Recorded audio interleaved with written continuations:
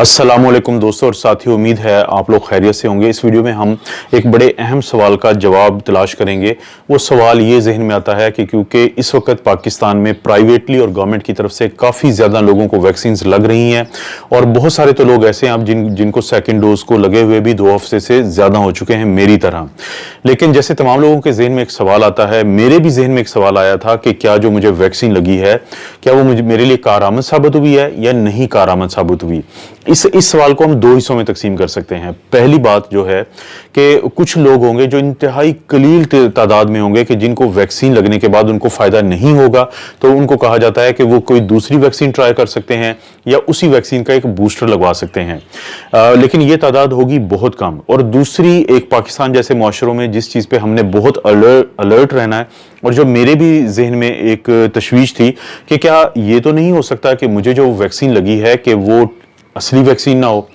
अब ये असली और नकली का यहाँ से सवाल पैदा हुआ था कि जब पंजाब की हद तक कम से कम 2000 जो डोजेज हैं वैक्सीन की वो गायब की गई। वो कुछ ऐसे लोगों को लगाई गई जिनको पैसे लेके लगाई गई या फिर उनको उनके पॉलिटिकल कनेक्शंस की वजह से लगाई गई, या वो इतने बड़े ब्यूरोक्रेट हैं कि उनके घरों में जाके उनको और उनकी फैमिलीज को लगाई गई। लेकिन वो जो वैक्सीन थी वो थी हेल्थ वर्कर्स के लिए, वो थी 60 साल से ज़ायद उम्र के लोगों के लिए। लेकिन क्योंकि उनको लगाना भी ज़रूरी था तो फिर उनको वो वैक्सीन लगा दी गई जो पानी था, जो सेलाइन था, जो प्लेसिबो होती है। तो फिर जहन में आया था कि इसके जानने का एक ही तरीका है और वो तरीका है कि एंटीबॉडीज को चेक करवाना। दोस्तों, इस वक्त पाकिस्तान में 3 वैक्सीन इस्तेमाल हो रही हैं। एक है पाकिस्तान में साइनोफार्म, एक है स्पुतनिक वी और एक है कैनसाइनो।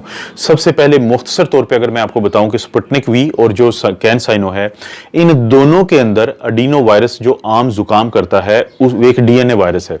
इसके अंदर तब्दील करके कोरोना वायरस का जेनेटिक मटीरियल का एक वो हिस्सा डाला है जो स्पाइक प्रोटीन को बनाता है। अब जब ये वैक्सीन की शक्ल में इसको हमें लगाया जाएगा तो वो फिर मदद करेगा पहले स्पाइक प्रोटीन के बनाने में। अब हमारा इम्यून सिस्टम या मुदाफ़ियती निज़ाम जैसे ही देखेगा कि एक बाहर की चीज़ यानी स्पाइक प्रोटीन पड़ी है हमारे जिस्म में, तो वो एक आर्मी तैयार करेगा उसके खिलाफ, वो बनाएगा न्यूट्रलाइजिंग एंटीबॉडीज।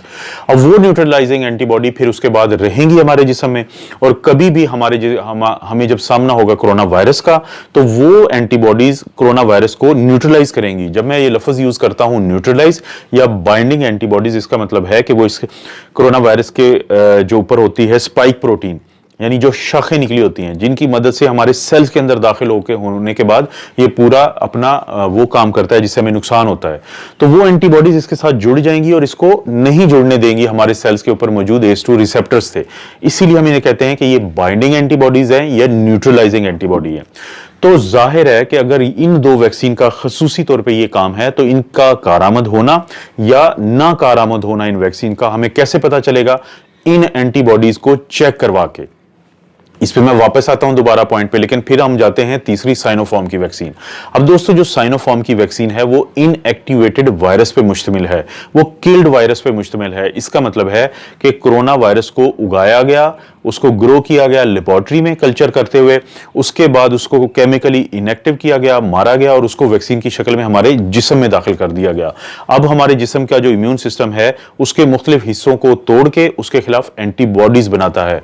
उसके अंदर शामिल हैं स्पाइक प्रोटीन के खिलाफ भी एंटीबॉडीज, उसके अंदर शामिल हैं जो हमारा कोरोना वायरस का जेनेटिक मटेरियल होता है, इसके साथ ही एक प्रोटीन होती है जिसको न्यूक्लियोकैप्सिड कहते हैं, उसके खिलाफ भी एंटीबॉडीज, यानी स्पाइक प्रोटीन के खिलाफ इस वैक्सीन के नतीजे में भी एंटीबॉडीज बनेगी।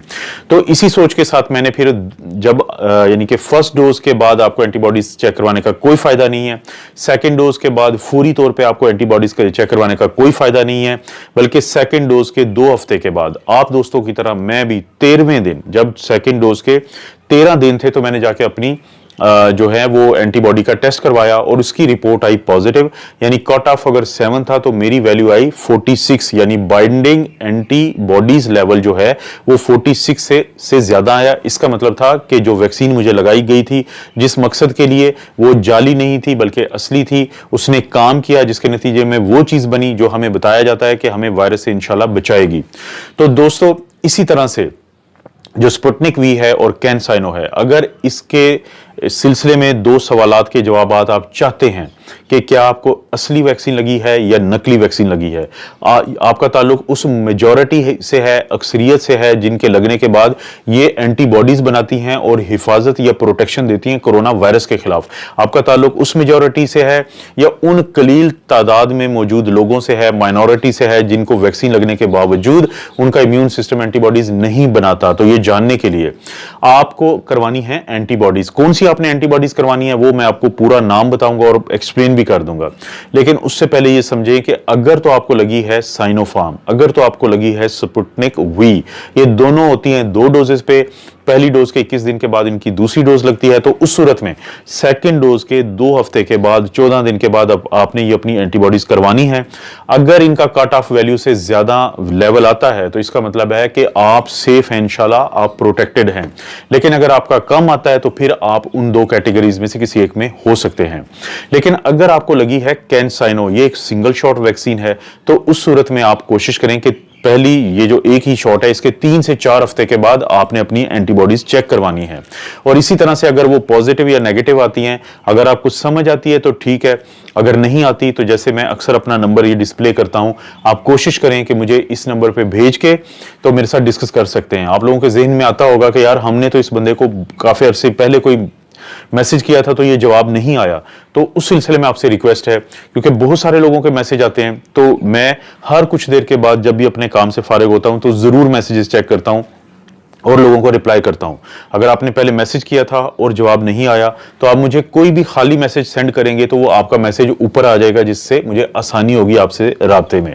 तो जो आपने एंटीबॉडी का टेस्ट करवाना है उसका नाम है इम्यूनोग्लोबुलिन्स या antibodies IgG against spike protein quantitative.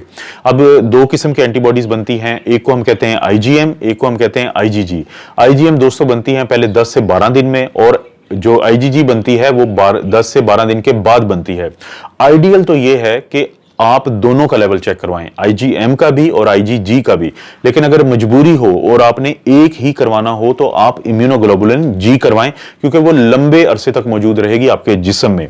और इसी तरह से क्वांटिटेटिव करवाना इसलिए जरूरी है कि ये डिजिट में आपको बताएगा। क्वालिटेटिव आपको प्लस और माइनस यानी बताता है कि आपकी मुस्बत हैं या मनफी हैं, लेकिन क्वांटिटेटिव ये क्योंकि डिजिट में बताएगा कि कट ऑफ इतनी होती है, इससे ऊपर पॉजिटिव है, इससे नीचे नेगेटिव है। इसका आपको ये फायदा होता है कि अगर आप फ्यूचर में भी कभी अपनी एंटीबॉडीज चेक करवाएंगे तो आपको पता होगा कि पहले आपकी कितनी थी और अब कितनी है। और यही हुआ था मेरे साथ कि जब मैंने 2020 में मई के एंड पे जाके अपनी एंटीबॉडीज चेक करवाई थी तो वो नेगेटिव थी, कट ऑफ से कम थी। लेकिन जब मैंने अब की दफा वैक्सीनेशन के बाद करवाई हैं तो वो कट ऑफ से ज्यादा थी, तो मुझे आसानी हुई समझने में कि कितनी स्ट्रॉन्ग एंटीबॉडीज बनी हैं।